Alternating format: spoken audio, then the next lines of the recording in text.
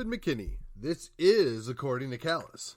We are in episode 261, and before I start, let me just say I'm closing in on 15,000 downloads. We've had some enormous growth in the last several weeks. Keep it up. Like, share, comment, subscribe to the show. I have no idea how many people actually listen because they don't track that. They only track downloads, and I've had an explosion over the last month or two of downloads. It's exciting. It's interesting. It's, I guess, a fruition of over a year's worth of work. I don't know, but it's encouraging. My little action is making a difference. The little ripples are moving across the proverbial pond. So today's episode is going to be Wake Up Wednesday. What do I mean? Good question. We have seen an enormous amount of things that have played out over the last couple of years. I've outlined a good number of them on this show for over a year. Now, I expect some of you are familiar with them, that you know what I'm talking about. And in the event that you don't, let me just tell you that what we see isn't necessarily reality. What we hear oftentimes is the exact opposite of reality. And quite frankly, what we're told is almost often a lie as it is any partial truth. So the question is what is real? Well, there's a very good question. I don't know that I can give you a good answer, but I can tell you, if you're awake, in other words, if you are paying attention, if you see what's going on, you can more easily determine that which is real and that which is not. Now, you may be wondering, well, Callus, man, you skipped your Texas Tuesday. Yes, I did. There's something being called too much of a good thing. So I mixed it up just a little bit this week. And the reason why I'm using this title, Wake Up Wednesday, is because, one, I want to see if you're awake, if you've been paying attention. Yes, for months I've been doing a Texas Tuesday. I think it's important that people realize that there are options, there are actions we can take to improve the situation we're in. Most of those can be accomplished under a peaceful means. We want a peaceful solution. Now, we're being manipulated, and this is why it matters. This is why you need to be awake, so you can see the manipulation. Now, there's another podcast that I've listened to a lot in the past, and he references the Phenords. If you're not familiar with what a Phenord is, I recommend you go look it up. It'll give you a point of reference, but basically it's a disinformation that's put in front of you, and you don't notice it unless you're awake, and you're like, oh, now I see what that is. I see where they're trying to tell me something that it isn't. They're confusing the matter. They're lying to me. So, retroactively, it's very easy for most people to go back and see they've been lying to us for multiple years on the flu. They've been ginning up excuses to get involved in a war that doesn't require our input. It's a border skirmish between two cousins.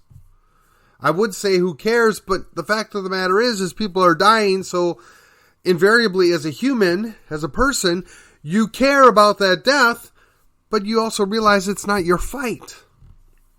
But again, you're being manipulated. They're trying to tell us that we don't have really high inflation, that we're not in a recession. But if you just look with your own eyes and a half a brain, you can see that which they're telling you is not true. They're lying to you. How do you fix it? Therein lies the rub. That is kind of what I try and address a little bit each and every day that I'm here, is what can you do? But none of it matters if you're not awake, if you can't see what's real and what's not. Now, if you set aside this spiritual aspect, because I'm hoping and thinking that a number of you don't necessarily see things the way I do, or don't necessarily believe the way I do, but you're at least open to a discussion or what I have to say regarding things around us. So I don't wish to alienate you by always referencing my Christianity or always saying that outside of that it's irrelevant, because I don't believe that. I think a lot of people can be very influential and very helpful that aren't necessarily perfectly aligned. We work together to take on a bigger problem. And we've got a lot of big problems. We have, for lack of a better word, the oligarchy, whether it's the local oligarchy, the state oligarchy, the national oligarchy, or the intranational oligarchy that seeks to enslave us, figuratively and perhaps literally. But we don't know this because we're always being shown something to keep our reality apart from what's really going on. So now, the greater question, or the follow-up question is, well, what matters? What does this mean to me? Okay, fair question. If you know what's real, if you know what motivates you, for lack of a better word, if you can determine what's important, you can work on that. For me, I've always taken the tack that my family, the needs of my family, the protection of my family comes above me personally. I've also taken the idea that my general community around me is very important, and to the extent that I'm able, I'm involved. I seek to influence the outcome. I seek to have input to those around me, friends, family, neighbors, to the extent that is possible. And it's not always possible, and you shouldn't be involved in every little thing that goes on because you'd spread yourself far too thin. So you have to determine what matters. What's the most important issue to you? What are the several things that you actually have, some expertise in or some knowledge related to it that you might also be able to influence? Now, I referenced the idea that I'd gone to multiple school board meetings over the last year. I haven't been to one in several months, first because of travel and then second just because of conflicts, but they're fighting the good fight. They don't really need me there anymore. That's kind of grown on its own. In fact, now it's spread. They're fighting the good fight in Frisco. They're fighting the good fight in Prosper. Some of that can be accomplished by just my friend Kyle showing up and stirring the pot, but some of it is the actual good work and the long hours put in by those grassroots individuals in those individual communities. Now, those communities are benefiting by people that actually care and see what's going on and are involved. Now, I'm kind of mixed on this because on the one hand, I just soon all the government schools go away. But on the other hand, I realize that there are a good number of people within my community and neighboring communities that for whatever reason are dependent upon or find it necessary to utilize those government schools. So they're trying to make them the best they can be. And they're trying to push back the darkness that isn't creeping upon it. Or should I say encroaching upon it, right? Creeping in, encroaching on, both are good similes, but I will tell you that I'm of the belief, and I've said this more than one occasion, that the government schools are doing exactly what they were designed to do.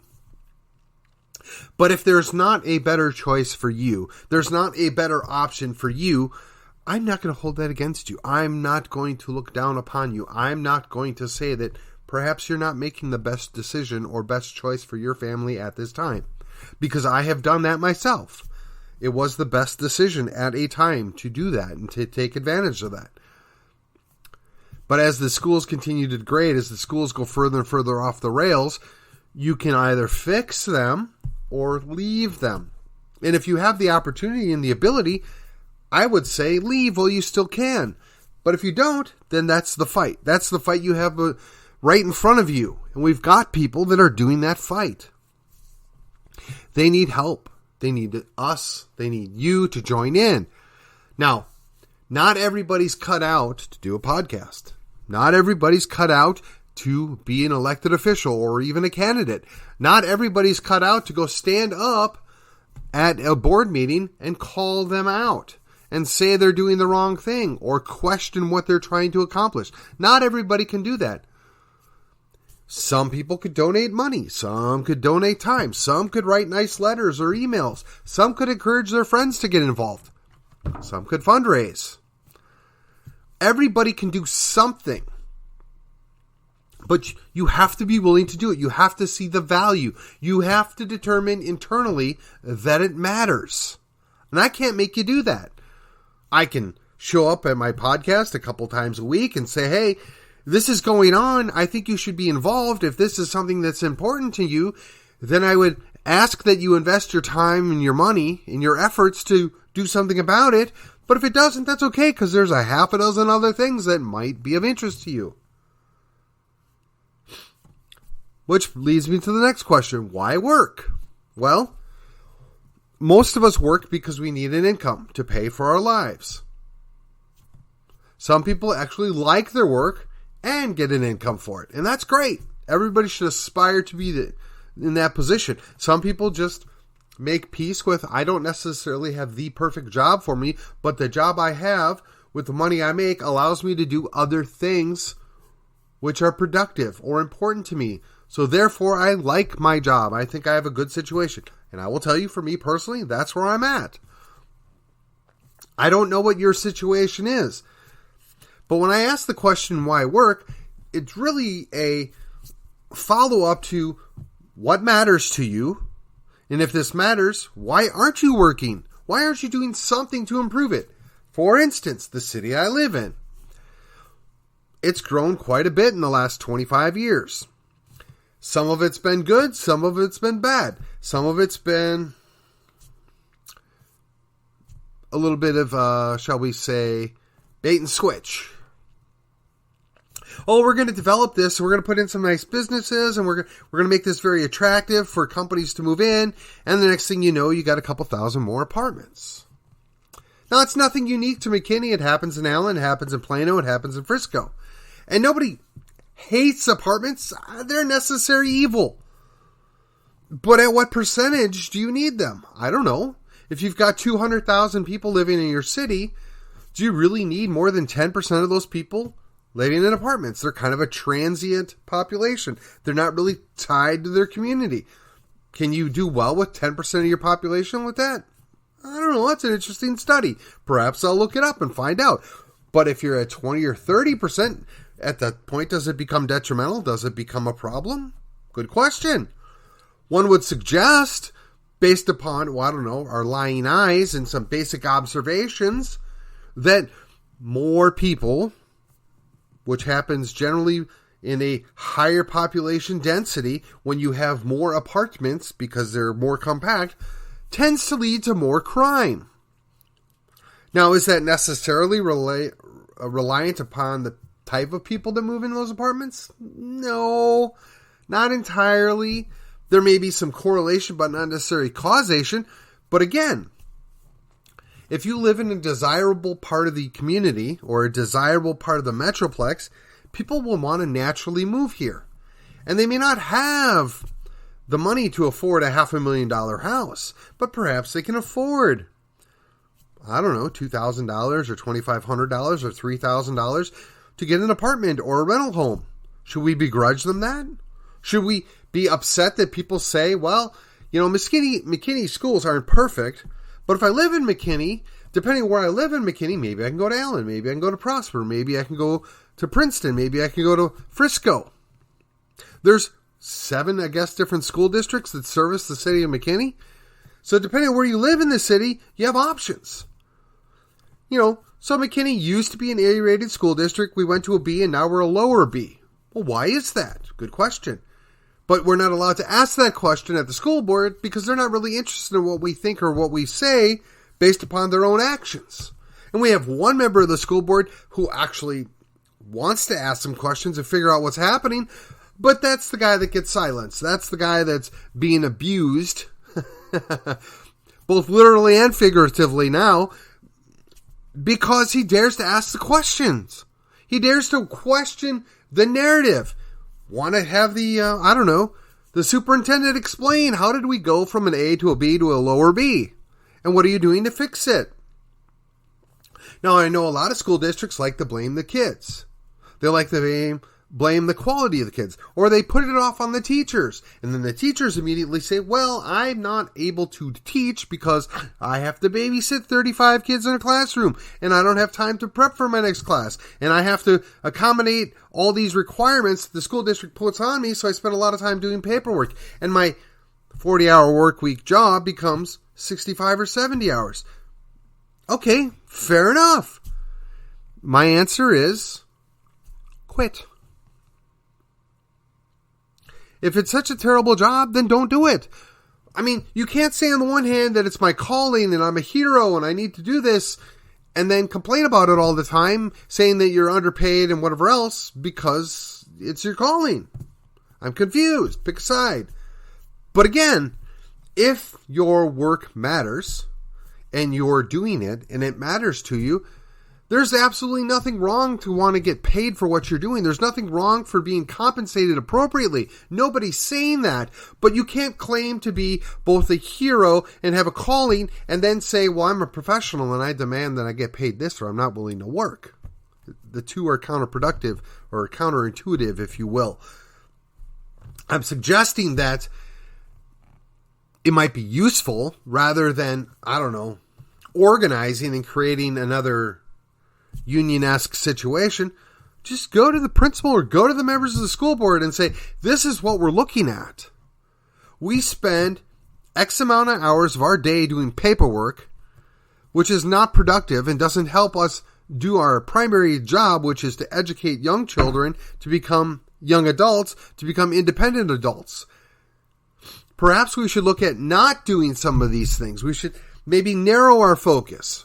I would like to hear that feedback. If you're a teacher, give me your feedback.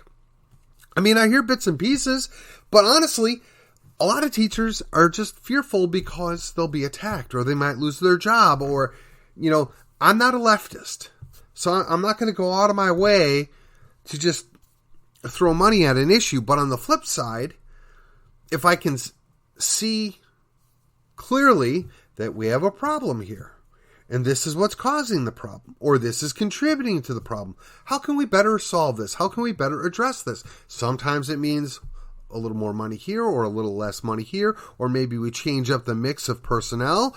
These are all things that could be discussed if we were to actually have an open discussion. If we were to be, worthy of your time. Now, I will grant you, some of people on my side can be a little unfriendly. You got to ask yourself why they feel that way. Have you been to a school board meeting? Just saying.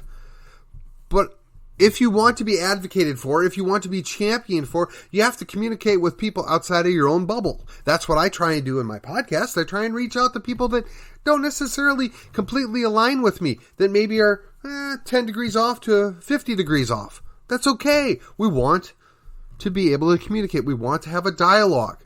We want to do something better. Clearly what we're doing is not making things better. It's getting slowly worse. But when you're not allowed to have a conversation, when you're not allowed to disagree publicly, that's a problem.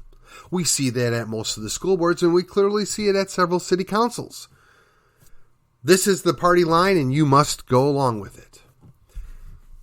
Now, some of you may recall we did have somebody that was conservative or right of center that used to serve on the city council in McKinney. That person was almost always the lone no vote. Or best case scenario was 5-2. And I imagine after a certain amount of time, that beats an individual down and they just don't want to deal with it anymore. It's not worth it. I'm always getting outvoted. Nobody listens to what I want to say. Nobody cares about our concerns. But where were our people? Where were the people that had that person's back? Where were the people that were concerned in the community? And the fact of the matter is they're not awake, so they don't know what's going on. None of it really matters to them because, well, some of them are transient and some of them just don't care because, well, that part of town, nobody really cares about that. Now, some people want to make it about race. Some people want to make it about the wrong side of town. Some people want to make historical references and all that. If we're absolutely honest, maybe is not without merit. Maybe there's something to it. But I will tell you that as the city grows, the city's obligation is to grow and keep growing, and that means that they're going to focus on their outward growth, and they're going to be less concerned about fixing things that are in the interior of the city. Now, that's a bad idea, and in long term that comes back to bite them, but it's how every city is everywhere. There's no return on your investment by fixing something in the central part of the city. You're always looking to grow out. Now, whether or not that's the best investment, I don't know, but that's the way cities work. And very little of that has to do with anything other than there's money over there than not here. The corollary thought process is this. You need to be awake, but not necessarily woke. Now, our woke culture, it's got a lot of people stirred up. A lot of it's legitimate pushback. A lot of it's legitimate concern. Woke culture really hasn't done anybody any good. It makes a whole lot of people skittish. It makes a whole lot of people worried and full of angst. And I might upset this person, or I might hurt this person's feelings, when really the likelihood of that happening is pretty slim. Now, we've got an entire generation of people that you can't even look at, or they might wilt, but we can fix that. All is not lost. But part of being awake means you're aware there's a conversation taking place. You're aware that there's more than one point of view. That you're aware that just because this is what you've always heard doesn't make it necessarily true. Whereas the woke culture typically says everything you thought you knew is wrong, and what we're telling you now is true. But the problem is, it's clearly not true. They can't define what a woman is. They can't define whether or not somebody is a man or a woman. They can't define much of anything. Their, shall we call it, lowest common denominator is if you're white, if you're male, if you're cisgendered male, Christian, you are the problem by default. When I would suggest to these very same people, perhaps you should go visit, the Middle East, Africa, Asia, maybe even parts of Europe that are overrun with people from Africa, Asia. I'm just saying. There's a whole wide world out there, and different factions of our world have run other different parts of the world several times over. And just because somebody's in charge now doesn't mean they're going to be in charge in 100 years, much less 500 years.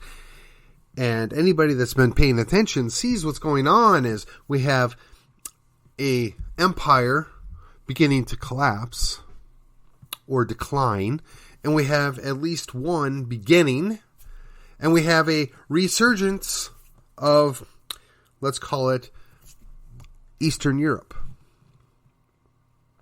None of these are inherently bad. Now, the people that run some of these countries are probably equally bad, if not worse, than some of the people that run our empire. And they don't necessarily think anything better or worse of their people than what our leaders do. But if you're awake and you acknowledge this and you see that they're manipulating to hate your brother, the guy down the street that's never done you any harm, because of the way he looks, the way he sounds, where he was born, who his parents are, that's non-productive. That's foolish. But if you wake up to the idea that there's a cabal, there is a oligarchy, there is whatever you want to call the deep state at multiple levels that is seeking to manipulate its people so that they can stay in power. Now, whether you want to believe it or not, some of that exists at the municipal level. Whether it's Plano, whether it's Frisco, whether it's McKinney, or even Allen. Now, Allen's doing a better job of fighting back than the other three. But that clique, if you will, that runs those municipal cities is basically driven off growth, developers, and the service associations / unions. If we'll just keep them happy, they'll help us stay in power. And the longer we stay in power, the more we can manipulate the system. And the more we can manipulate the system, the more our friends make more money. And the more money they make helps us stay in power. It's a big circle. Now, they used to sell us on the idea that they were looking out for the bigger picture, that they were looking towards the future, that they were looking to benefit all of us. Do you still believe that?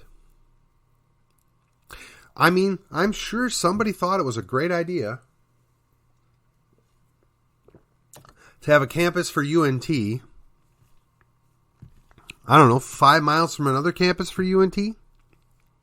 Oh, that Higher Learning Center on 121-75? Yeah, UNT was there. But then they decided they were going to be on Preston off of Virginia. Because, I don't know, the city of Frisco decided, well, we'll give you a whole lot of money if you'll just come here. Okay. Now, to be fair, UNT is a second or third tier college as far as state colleges go in Texas. And I can say that freely because I'm an alma mater there. And it doesn't offend me and it shouldn't offend you. It was a commuter school. And it became an upper scale university, I guess. But to what end? So you can go spend $30,000 a year to get a degree in bitterness studies and try and have a career to pay off the mountain of debt that you've taken in order to, I don't know, make yourself more valuable? There's no easy solution for any of this. Cities feel obligated to bring in attractions or bring in businesses. And they figure out, well, this business or this company moving in here is going to net me, and I'm going to make numbers up because, quite frankly, who knows if they're real or not. But we're going to net $1 million. So I can turn around and give that company $950,000 worth of benefits or freebies to encourage them to move here, and we still net $50,000. Well, who nets that? The city does. The people that get the business that next to them, maybe they benefit. Maybe the property owner benefits. Maybe not. There's been much to do and much complaining about what kind of business is going in down on the corner. What business is going to be fronted on 75? What I would say to you is the business that wants to pay to be there is the one that you want there. Somebody that's willing to invest their money or take the risk of putting a business in is somebody that you want in your town. And when your city makes it difficult or challenging for a business to come into your town, it makes it less likely that somebody's going to want to take that risk or make that investment. And you got to ask yourself, is the city doing what's best for the city? When I mean the city, I mean the city leadership, the city government. Are they doing what's best for the city when they make it extremely difficult for anybody to move their business here? Unless it's their special targeted business that they gave a bunch of money to offset their expenses. I don't know. I mean, we have a Sheraton hotel that we may or may not need, but nobody knows because it's subsidized on 121 and 75. I mean, seems to me if the city of McKinney's paying for it, then perhaps the city of McKinney ought to be able to use it for free. I mean, just saying. But we don't want that either because now you've got business and government intertwined, and that has some disastrous historical results for those of you that are not aware. So I say to you, wake up, look around you, believe what you're seeing, believe what you observe with your own life, pay attention to, hey, that bill's a lot higher this year than it was last year. Things aren't right.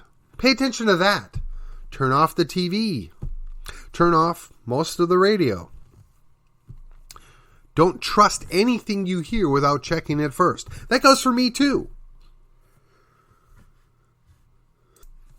Just because I tell you something, or just because I think something, doesn't always mean I'm right. If I'm wrong, tell me. If you show me where I'm wrong, I'll be quick to admit, hey, you know what? I got this one wrong. This is what it really is, or this is the real issue at play here. I'm not afraid. I will tell you firsthand, every episode I do is pretty much off the cuff. I think about it during the course of the day. I get a couple of ideas. You know, one of the big takeaways from today is I listen to a bunch of podcasts during the day, but I was listening to a program, Sovereign Nations. They had a guy by the name of James Lindsay on there, and they're talking, and Charlie Kirk for that matter. They were talking about how did we get where we're at, and why is everything on the same page all of a sudden? All this kind of crazy stuff is being promoted at exactly the same time everywhere.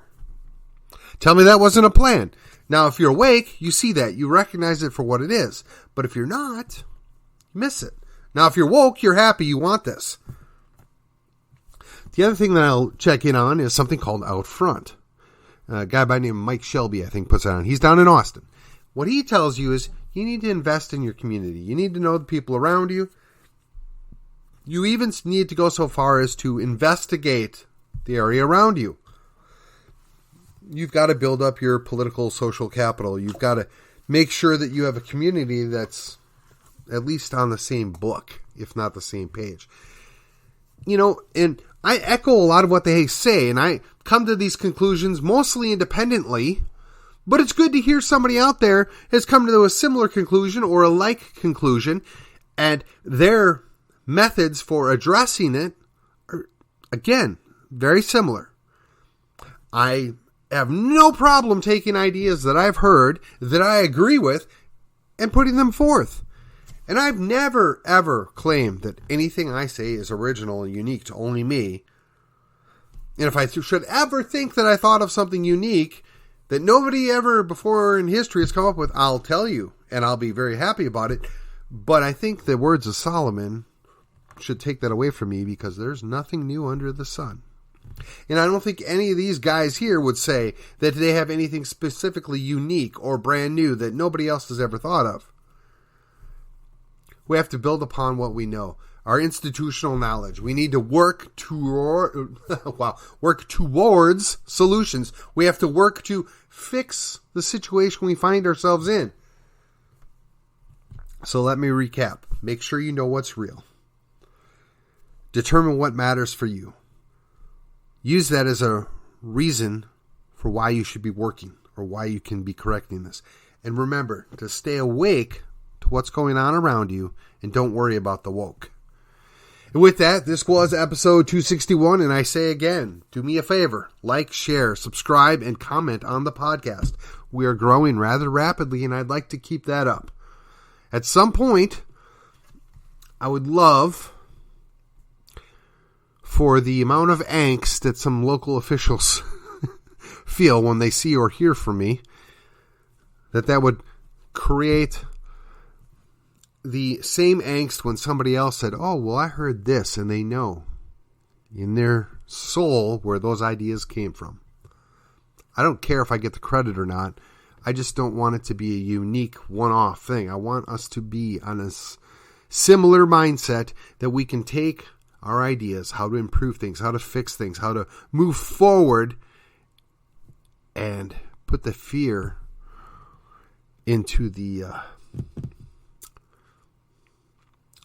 we'll just call it the deep state. We'll put the fear in them that we are fighting back, that we're not going to take it laying down, and that we're not defeated. And we know we're not defeated. And with that, this was Corny Callis. I will see you on the other side.